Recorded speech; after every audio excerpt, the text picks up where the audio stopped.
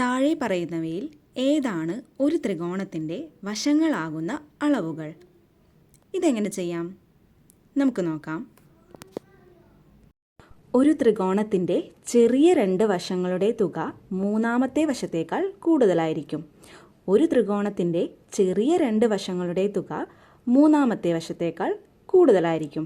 അതായത് ചെറിയ രണ്ട് വശങ്ങൾ തമ്മിൽ കൂട്ടിയാൽ കിട്ടുന്ന ഉത്തരം മൂന്നാമത്തെ വശത്തേക്കാൾ കൂടുതലായിരിക്കണം. അപ്പോൾ നമുക്ക് ഓരോ ഓപ്ഷനും ചെയ്തു നോക്കാം. ഇവിടെ ആദ്യത്തെ ഓപ്ഷൻ എന്താ? എ 2, 4, 2.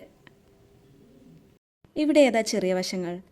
2 ആണ്. രണ്ടും 2 ആണ്. അപ്പോൾ അവ തമ്മിൽ ആഡ് ചെയ്താൽ 2 + 2 4 ആണ് വരുന്നത്. ഇവിടെ മൂന്നാമത്തെ വശവും 4 ആണ് വരുന്നത്. അപ്പോൾ എന്താണ്? രണ്ടും ഈക്വൽ ആണ്.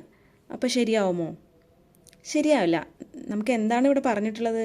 ചെറിയ രണ്ട് വശങ്ങളുടെ തുക മൂന്നാമത്തെ വശത്തേക്കാൾ കൂടുതലായിരിക്കണം.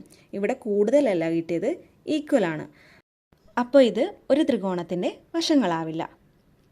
അടുത്ത ഓപ്ഷൻ നോക്കാം. അടുത്ത ഓപ്ഷൻ എന്താ? ബി 3, 1, 5. ഇതിലേതാ ചെറിയ രണ്ട് വശങ്ങൾ? 3ഉം 1ഉം. 3 + 1 എത്ര കിട്ടും? 4. അപ്പോൾ മൂന്നാമത്തെ വശം എത്രയാ? 5 ആണ് അല്ലേ? ഇപ്പോൾ കിട്ടിയിരിക്കുന്നത്, അതായത് ചെറിയ രണ്ട് വശങ്ങൾ തമ്മിലുള്ള തുക എത്രയാണ്? 4 ആണ് ഇവിടെ കിട്ടിയിരിക്കുന്നത്. ഇത് ശരിയാകുമോ? മൂന്നാമത്തെ വശത്തേക്കാൾ കൂടുതലല്ലേ വേണ്ടത്? ഇവിടെ കുറവല്ലേ കിട്ടിയിരിക്കുന്നത്. അപ്പോൾ ഇതും ശരിയല്ല. അടുത്ത ഓപ്ഷൻ നോക്കാം. 14, 6, 5.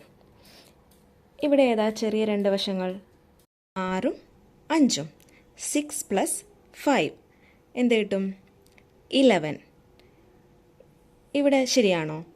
ഇവിടെ എങ്ങനെയാണ് വരുന്നത്? ഇവിടെയും ശരിയല്ല കിട്ടുന്നത് അല്ലേ? കാരണം എന്താ? ചെറിയ രണ്ട് വശങ്ങളുടെ തുക മൂന്നാമത്തെ വശത്തേക്കാൾ കുറവായിട്ടാണ് കിട്ടുന്നത്. മൂന്നാമത്തെ വശം 14 ആണ്, നമുക്ക് കിട്ടിയിരിക്കുന്നത് 11 ആണ്. അപ്പോൾ ഇവിടെയും ശരിയാകുന്നില്ല. ഇനി നമുക്ക് അടുത്ത ഓപ്ഷൻ നോക്കാം. അടുത്ത ഓപ്ഷൻ എന്താ? 6, 8, 13. ഇവിടെ ഏതാ രണ്ട് ചെറിയ വശങ്ങൾ? 6ഉം 8ഉം ആണ്.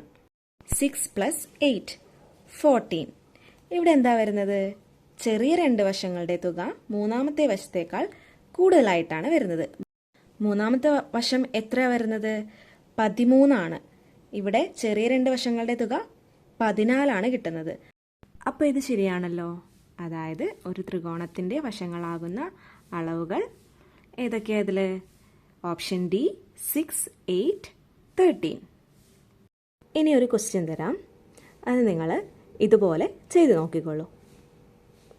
താഴെ പറയുന്നവയിൽ ഏതാണ് ഒരു ത്രികോണത്തിൻ്റെ വശങ്ങളാകുന്ന അളവുകൾ?